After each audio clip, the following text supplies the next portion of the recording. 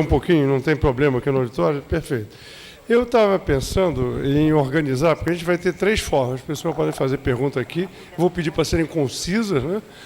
Mandar por escrito e a gente vai receber também por quem está assistindo pelo, como é que chama? Telesaúde, né? Então eu estava pensando em fazer, talvez, em blocos de 4, né? A gente vai recebendo e faz em blocos de 4. Aí passa para a mesa, um novo bloco, pode ser? Para não ficar muito extensas as perguntas, eu acho melhor, né?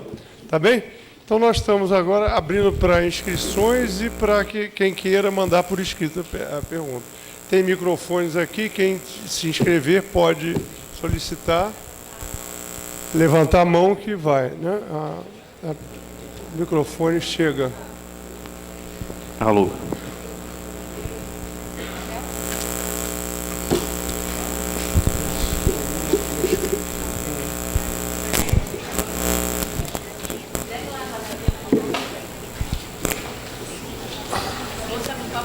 Sim. Opa, caramba. Caiu aqui, é um buraco. Já temos 3 perguntas por escrito. Acho que a gente pode começar, então, com essas 3, né? Enquanto fazem mais, né? A primeira pergunta é: qual a relação entre o trabalho de abate de animais e outros comportamentos violentos dos profissionais da área? Há pesquisas? Quem gostaria de responder? Talvez, Natália. Posso ler as 3. A segunda é: como é o processo de morte dos animais na indústria frigorífica? Quantos animais são mortos ao ano no país? E a terceira: como podemos falar em boa produtividade quando o aporte proteico de grãos dado aos animais durante sua criação é muito maior em toneladas do que a quantidade de carne resultante após a morte desses animais? Não podemos considerar mais lógico e racional promover um modelo alimentar baseado nos grãos em si? São as 3 perguntas. Quem da mesa quer começar? Eu vou pela ordem, talvez, né? Eu não tenho números, mas há estudos que comprovam, sim, os problemas psicológicos causados àqueles que lidam com o abate de animais, seja de bois, de frangos. Eu tenho um caso também que, visto no Mato Grosso, naquela região central para onde, como o Pedro mostrou, estão indo as indústrias frigoríficas atrás dos frangos, e acontece o seguinte: as estatísticas lá mostram que as mortes se dão nos hospitais locais pelo uso de drogas, está ligado a isso também, por acidentes nas estradas e por assassinato, e aí entra a história, a maioria deles por cortadores de frango, de carne em geral, que são trazidos também como escravos, sem qualquer critério do Nordeste. Qualquer critério não. O critério é medir com uma régua a altura deles para ver se eles estão na altura compatível com a mesa de corte, né? E a idade, se é jovem, se vai durar o que eles querem. Esse pessoal é profundamente abalado do ponto de vista psicológico, isso está estudado, pelo estresse consciente ou inconsciente, causado pelo assassinato sistemático de animais. Eu não tenho aqui uma bibliografia, mas já li alguma coisa. Pedro. Eu não, esse parte do estudo eu não cheguei a ver, mas eu cresci numa região, cresci em Concórdia, que é o berço da sadia, e eu estava até comentando antes que existia inclusive no popular, esse setor, o segmento de trabalhadores que trabalhava no corte, no abate de aves, né, tinha um certo estigma na região por vários Vários motivos. Um deles era essa questão de violência, mas também não saberia afirmar se isso é decorrência, apesar de achar que isso tem uma lógica, mas no popular tinha esse tipo de preconceito, né, entre os próprios trabalhadores. Isso era muito forte. E, óbvio, o cara lida com a faca o dia todo, fica extremamente hábil no manejo de um instrumento. Sobre aquelas questões de... O problema do hábito alimentar é que ela é uma questão cultural, né? E aí não é só uma lógica racional mas, obviamente, se você tivesse uma dieta mais baseada em grãos, né, vegetais, em geral, não só em grãos, você teria certamente, hoje, né, os cálculos de disponibilidade de alimentos no mundo, eles são amplamente suficientes para alimentar o mundo todo e sobrar, né? Mas, obviamente, isso não é... Eu, particularmente, fui criado na cultura do churrasco, e até nos últimos anos, por uma questão de leitura, de implicações da carne, eu acabei mudando para diminuir, né, e para parar o consumo de carne, começando de peixe. Mas é extremamente difícil, é uma questão cultural fortíssima, né? Esse é o problema de fundo, e não... então, esse é um elemento. E a outra é que eu acho que essa coisa que o professor Pinheiro Machado coloca, ela é importante, e surge uma parte do debate, né, de por que acontece a Lava Jato, por que aconteceu a deposição, né, o golpe da Dilma e tal, como também uma ação internacional capitaneada pelos Estados Unidos. Agora, do ponto de vista de crítica ao modelo, esse modelo é absolutamente insustentável, assim, né, o que a gente vê na cadeia. Então, a gente tem que fazer esse balanço, que eu acho que é correto. Há uma ação. Outro dia tivemos uma análise de conjuntura com o professor argentino lá na UFS, e ele fez uma recomposição internacional das estratégias, das táticas americanas, de como promovem golpe, de como funciona isso, de como no Brasil passou interessante isso a partir da postura dos governos, né, progressistas, aí dá para se chamar desse jeito, que também se aliaram, né, que fizeram essa ideia dos campeões, de não sei o quê, como isso, essa geopolítica, e principalmente a questão do petróleo, ela colocou o Brasil no mapa. Né, e aí tu tem então também o efeito político. Agora, separado isso, do ponto de vista da análise dessa cadeia, ela é absolutamente nefasta. Mas para mim a questão de fundo é essa. Por que ela fica nesse formato, né? Quer dizer, a lógica da eficiência capitalista da cadeia, quer dizer, a exigência de um padrão de rentabilidade altíssimo, é que força essa barbaridade toda para baixo, né? Quer dizer, é uma lógica que impõe, né, toda essa... Então, se o problema é a dominação capitalista, se poderia reorganizar as cadeias numa outra lógica. Acho que os dados econômicos, né? Nós fizemos um acompanhamento de 1 ano e meio de 32 unidades de produção de leite, e a partir, inclusive, dos trabalhos até do professor Pinheiro Machado com os técnicos e agricultores da região, a gente conseguiu, por exemplo, uma redução do custo de produção de leite de 28 centavos leite orgânico, contra 58 do leite convencional. É mais barato produzir orgânico. Claro, porque passa pelo supermercado, que sabe que quem se preocupa orgânico tem mais informação e, em geral, mais recursos, eles metem a faca. E é uma questão de... Mas, assim, você não perderia produtividade média e poderia abastecer, né, tranquilamente isso. Então, veja que tem elementos. Agora, claro, frango não dá para comparar com esse frango turbinado aí.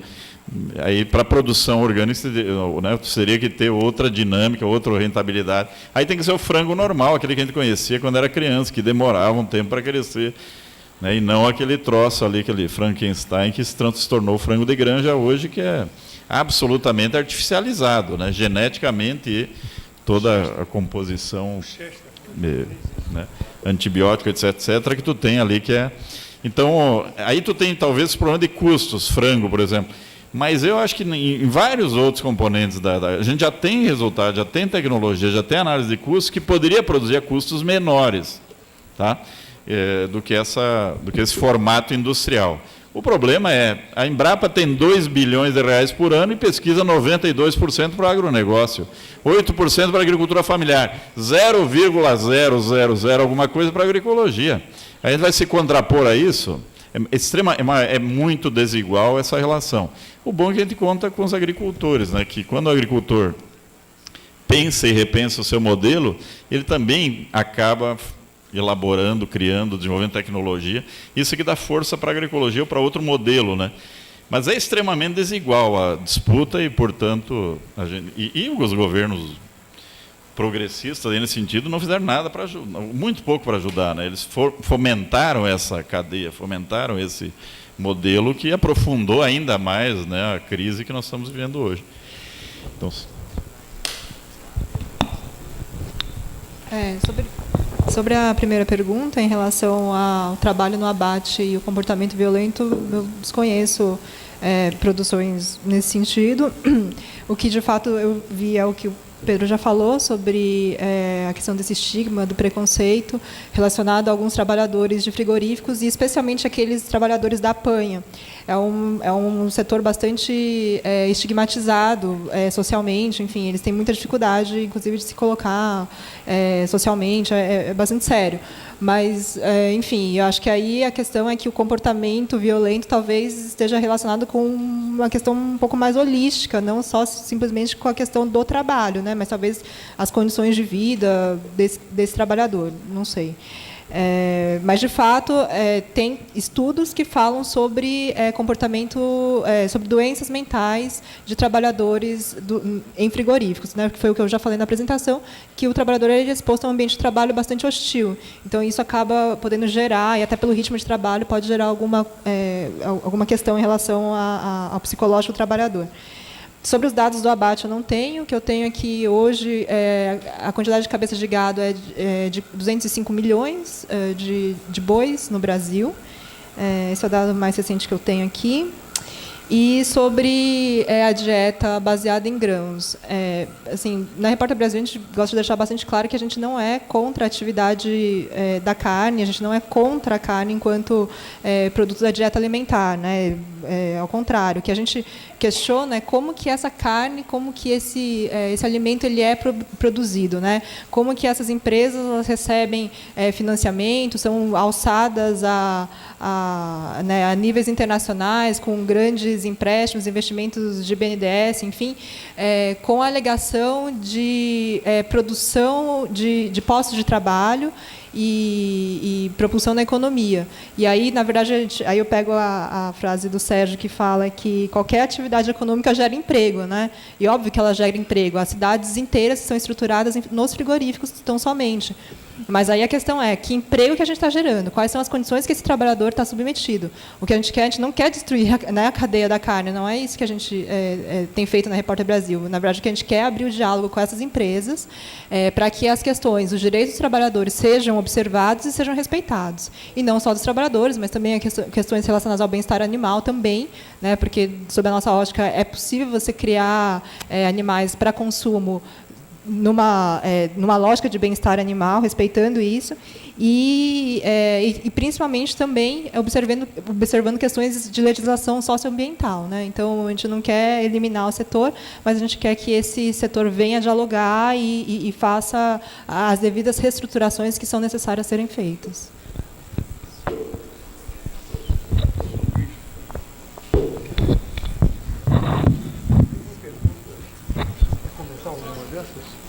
Não sei. O senhor quer comentar alguma dessas perguntas? Já chegaram? Não, eu tenho a impressão que esse assunto já foi bem... Foi bem, né? Tá bem. Nós temos aqui mais 5 perguntas por escrito, mais a sexta. Tem 2 inscrições e telesaúde. Eu vou pedir agora para passar primeiro para uma das pessoas inscritas. Tá bem? Eu vou pedir para tentar fazer a pergunta o mais concisa possível, né? Por favor. Boa tarde. A pergunta é super simples. É sobre justamente o que a Natália já falou no finzinho, sobre o consumo individual de carne. Que vocês colocam, como é que vocês veem essas questões de segunda sem carne, do veganismo? Como isso pode interferir nesse problema que é muito maior do que a decisão pessoal de cada um de consumir carne ou não? Passar a outra pessoa inscrita está desse lado, não? Aqui. Podia passar logo, né?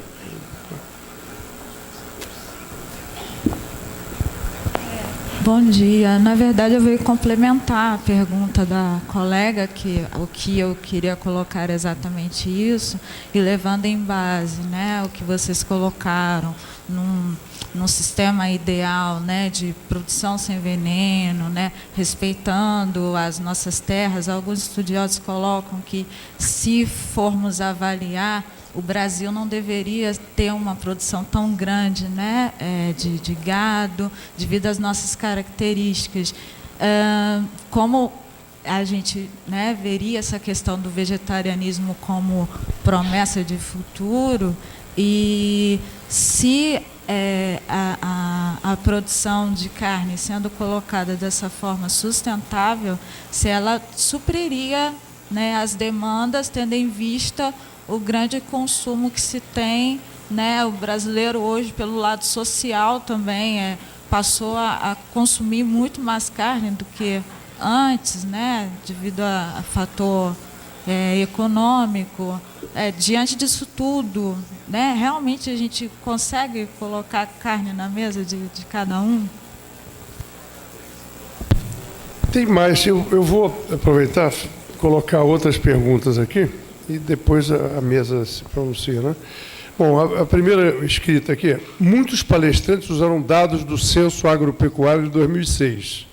O que acham desse censo que vai começar, que não incluiu informações da agricultura familiar? O que fazer quando não tivermos mais esses dados? Fazer mais uma, depois as outras eu guardo para depois. E a produção de peixes não seria viável? Brasil tão vasto quanto é, no entender de vocês, a produção de orgânicos funciona? Na França existe a vaca orgânica. São essas 4 perguntas. Depois eu passo para as seguintes, né? Vamos ver a do Telesaúde e quem quer responder. Primeiro, essa questão de consumo, atitude individual, a questão das carnes, do vegetarianismo. Vegetarianismo, por exemplo, eu acho o seguinte: a questão é cultural, como já foi colocado aqui, mas é também ancestral, né? Há, inclusive, a antropologia da alimentação, e há estudos muito interessantes que mostram como isso é uma questão, inclusive, de afirmação machista, né, da masculinidade, do homem mesmo primitivo, que, por exemplo, usava colares com dentes dos animais que ele caçou, né? Que caçada é uma coisa de gente forte, né? A gente, trazendo isso para os dias de hoje, a gente vê também que a carne como consequência até dessa história, é um sinal exterior de riqueza, né? Por que as pessoas, quando melhoram de vida aqui no Rio, na periferia do Rio, isso me faz pensar, fazem aquele churrasco na laje? Para que todos os vizinhos saibam pelo cheiro que aquela pessoa está podendo comer carne, né? Isso é talvez mais importante do que comer carne para ela. Quer dizer, vegetarianismo, eu acho que é uma questão, veganismo, eu aprecio muito, mas eu não sou. E acho que é uma questão cultural, mas acho que é uma questão de sustentabilidade, como 2 dados que o professor Luiz Carlos colocou aqui, né? 1 bilhão de pessoas com fome, ou seja, sem comer carne nem outra coisa, e sustentabilidade, como produzir alimentos, inclusive carne, de forma sustentável, e sustentabilidade, para ser sustentabilidade, tem que ser para todos, senão não é sustentável. Certo? A questão do censo, retirar a agricultura familiar, que foi colocada no último apenas, vai fazer uma falta enorme. A gente até tem que ver como se faz e há quem faça, se fazia antes do censo último, de 2006, né? Tinha órgãos que faziam, não oficial, mas é preciso ser feito sim. Quanto à questão do peixe, finalmente, eu tenho observado isso, tenho muita preocupação, né? Eu vejo a região centro-oeste, que era riquíssima em peixe, com os peixes de rio, naturais, sendo mortos pela seca dos rios em função do desmatamento, pelo envenenamento dos agrotóxicos, e o pessoal começando a criar peixe artificialmente. Né? Com quê? Com antibiótico, com soja, e aí vai, quer dizer, vai ser um frango aquático, né? Um bicho criado com soja e antibióticos. Ou seja, essa piscicultura, e no Brasil está entrando a piscicultura industrial, capitalista, e também isso preocupa muito. Muito bem, pegando os pontos, a produção orgânica funciona, é viável, a gente já tem muito, né, no Brasil, hoje espalhado, tem outros países. E está se expandindo mais, né? Eu acho que não está tendo um movimento de retração disso, pelo contrário, e há muita gente entrando também não com o mercado premium, né? Entrando na ideia de produzir para a população alimento saudável, né? Não só para a elite. Então, acho que tem também esse movimento, né? As redes, o processo aí. Óbvio, quando chega na rede de mercado, que é a concentração do varejo, né? 60%, 70% concentrado em grandes redes, eles botam margem que aí às vezes torna inviável essa. Então, também aqui implica numa discussão de concentração capitalista no varejo, de pensar outras estratégias, né? Para poder viabilizar as feiras, outras coisas e tal, que em muitos lugares funcionam. Mas isso é uma questão não resolvida, a concentração do varejo e como isso funciona. Também a questão da produção tem que ter um cuidado. Às vezes faz uma comparação assim, quanto que produz a soja orgânica comparada com a soja convencional? Eu não vou produzir 3.000 hectares de soja orgânica. Eu posso produzir com outros sistemas agroflorestais ou agrosilvopastorícolas, que eu combine, né, atividades. E há casos disso, exemplos no Paraná mesmo, a gente tem feito levantamentos com outras universidades. Você tira até 12, 14, 16 toneladas de alimentos, fibra, energia por hectare ano, mas não soja por ano, entendeu? Se eu conseguir diversificar a alimentação, é só ir numa feira agroecológica, uma feira de pequeno agricultor, você facilmente vai encontrar 40, 50 produtos, né? Agora, você vai no supermercado, a concentração é uma diversidade de mercadorias que são baseadas em 4 produtos: soja, milho, arroz, etc. Tu tem uma concentração. Então, a diversidade alimentar vai se dar também no processo da agroecologia. Isso é parte, senão, né? Então, tu vai começar com... Nós lá que estamos comendo, eu comecei a comer ora pronobis, né? Nem ouvia falar, mas não. Agora começou a feira agroecológica, surgiu lá, troca entre agricultores. Então, você vai tendo uma diversidade, né, de produtos que não tinha. Senão, você vai... Que a cadeia agroalimentar, ela concentra também. Então, pessoal, a maioria dos produtos que nós temos pesquisado, custo de produção, é possível sim compatibilizar e ter até redução de custo, e não aumento.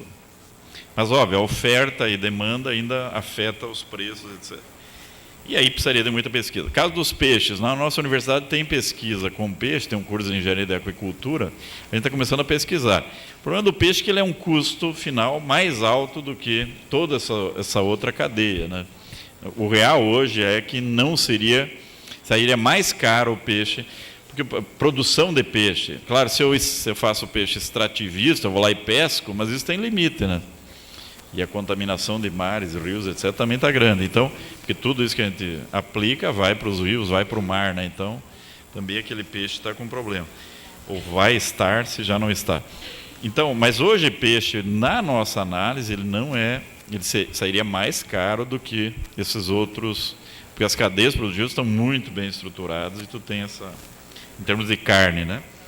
Sobre o caso do censo, tem uma questão financeira, mas tem uma questão política.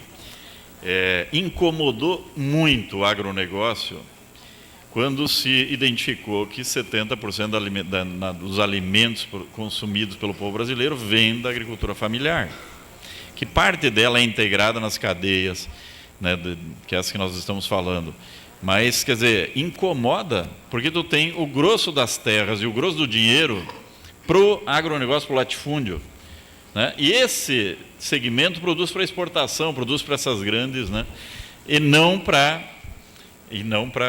a alimentação do povo. Então, isso incomoda profundamente. É óbvio que, se eu eliminar esse dado, facilita a vida e um discurso político ideológico que diz: o agro é pop, o agro é tech, o agro é tudo, o agro é mentiroso, é fraude, é podre, né? Tem que falar isso para a Globo, porque a Globo está promovendo um desserviço entre tantos, né?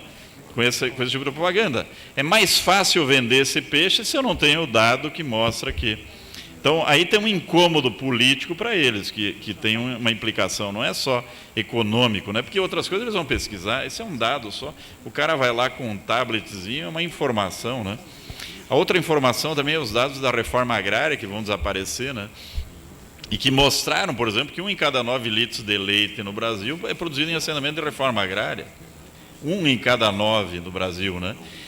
1 em cada 15 quilos de mandioca é produzido em assentamento de reforma agrária. Isso que houve uma subrepresentação da reforma agrária. Aí eles dizem: a reforma agrária não funciona, não sei o quê.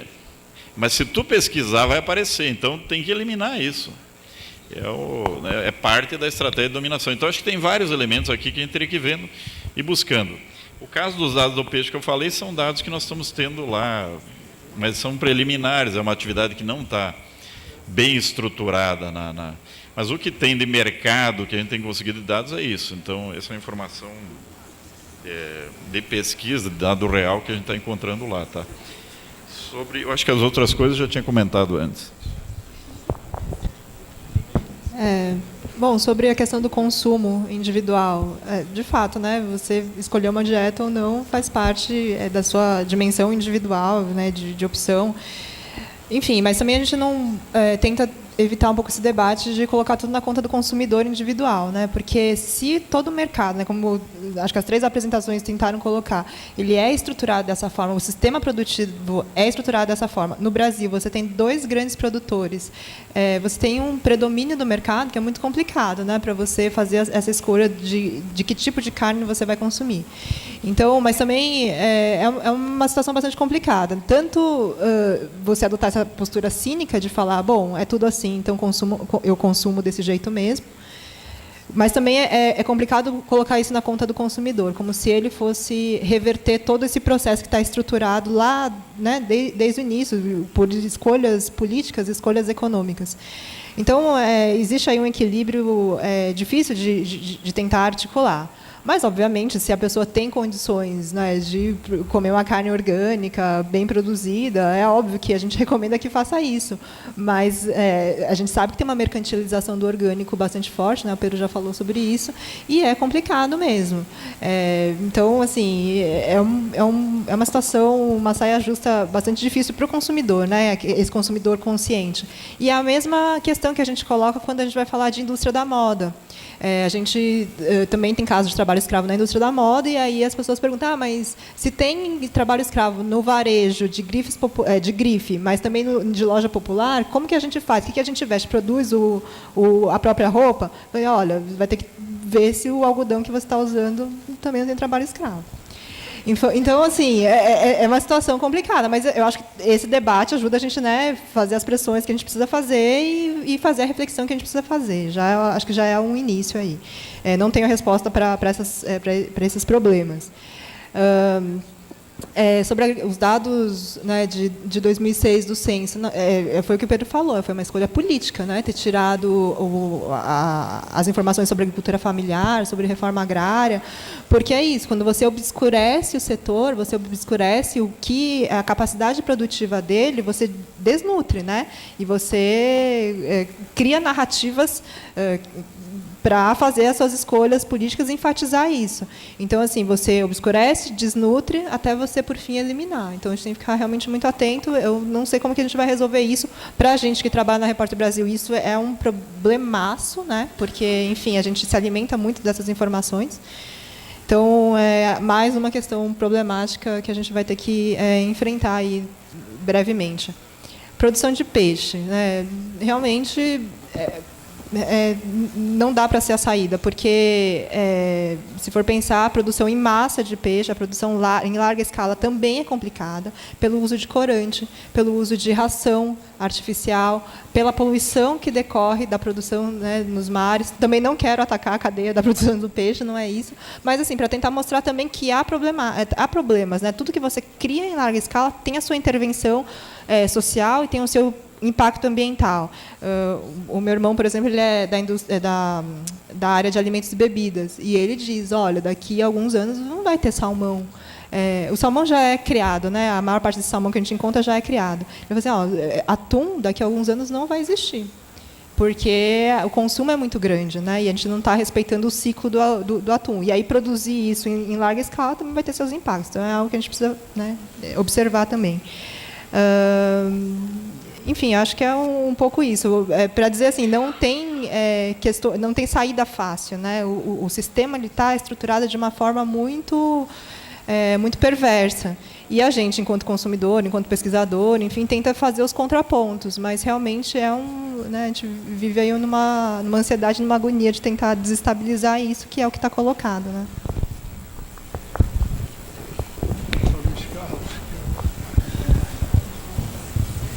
Bem, eu vou ser extremamente breve, porque acho que todo mundo está louco para sair. Inclusive, muitos já saíram. Eu vou contar mais uma historinha. Eu tinha um amigo que era vegetariano. E, na conversa, né, sempre a gente brincava um com o outro. Aí, um dia, ele chegou para mim e disse, olha, Pinheiro, eu passei 70 anos, ele era mais velho do que eu, já devia estar com 72, 73 anos. Eu passei 70 anos sem comer o alimento mais saboroso do mundo, que é a carne. Bem, eu queria dar uma informação que talvez seja interessante. Eu tenho um trabalho na França de produção de leite ecológica, e na França está acontecendo um fenômeno sociológico interessante. Está havendo um significativo, vamos dizer assim, retorno de urbanos para o campo. Porque a situação urbana é uma situação difícil, situação de insegurança, e o pessoal está voltando para o campo, o que é um fato interessante de relatar. Bem, eu queria, para concluir, dizer duas coisas. Primeiro, o seguinte, quando eu era criança, isso já faz tempo, o alimento, a gordura que se usava para cozinhar era a banha. Aí, na década de 60, os norte-americanos descobriram que a soja, enquanto o porco-banha leva 2 anos para ser produzido, a soja produzia em 6 meses. Então, desencadearam uma propaganda no mundo inteiro contra a banha, para introduzir a soja. E hoje estão voltando, estão vendo que quem é o vilão da história realmente é o óleo de soja, que é a soja transgênica, altamente contaminante. E a banha do porco ainda é mais ou menos, também não dá para dizer que não tem contaminação. Bem, e eu quero insistir muito numa questão que eu considero muito importante, que é o papel da mídia. A mídia é completamente controlada. Eu tenho certeza que esse seminário ele não vai ser reproduzido. Vejam a riqueza que teve esse seminário de informações. Uma riqueza extraordinária. É muito difícil de ver em 2 ou 3 horas esse volume de informações, todas confiáveis, e, no entanto, a imprensa provavelmente não vai tomar conhecimento. Por quê? Porque a conduta nossa nesse seminário foi uma conduta de denúncia e naturalmente, a favor da vida. E, por fim, eu acho que, porque também nós estamos comentando fatos e dificuldades, etc., mas eu acho que tem um papel de cada um de nós. Nós, que eu digo, o plenário e a mesa. Quer dizer, a nossa responsabilidade de não ficar apenas na discussão, ficar também na ação. E a ação para resolver o problema se dá através da organização nas diversas instituições e da organização à luta. E daí, então, seguramente sairá a solução. Obrigado.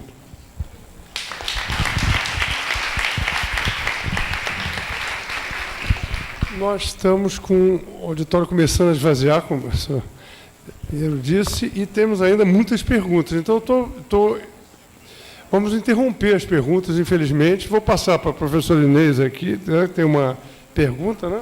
E tem outras aqui que ainda vou ler, né? Vou passar, tá bem? Já está aí.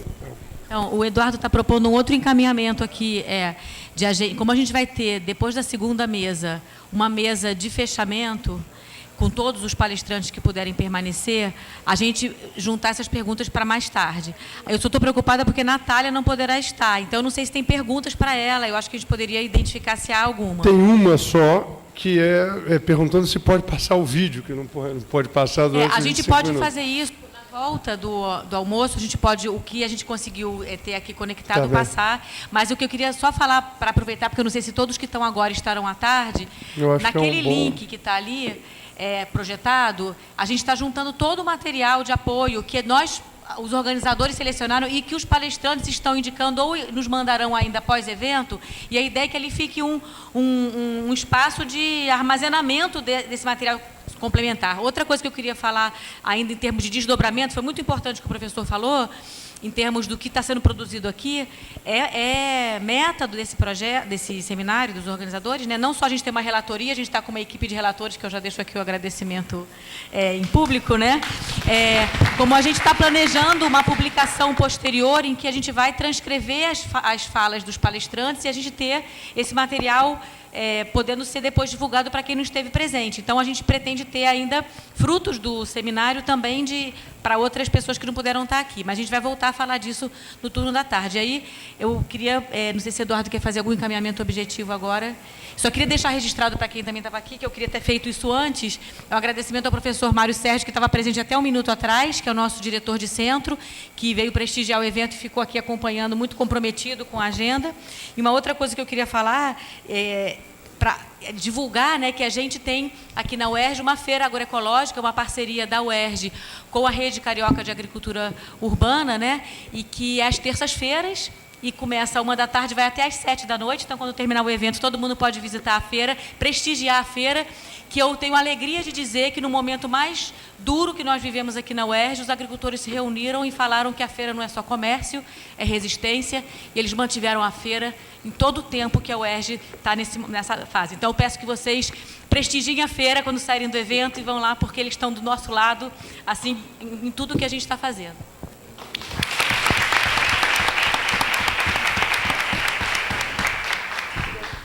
Queria primeiro agradecer aos colegas, aos pesquisadores, aos ativistas que fizeram dessa sessão uma sessão marcante.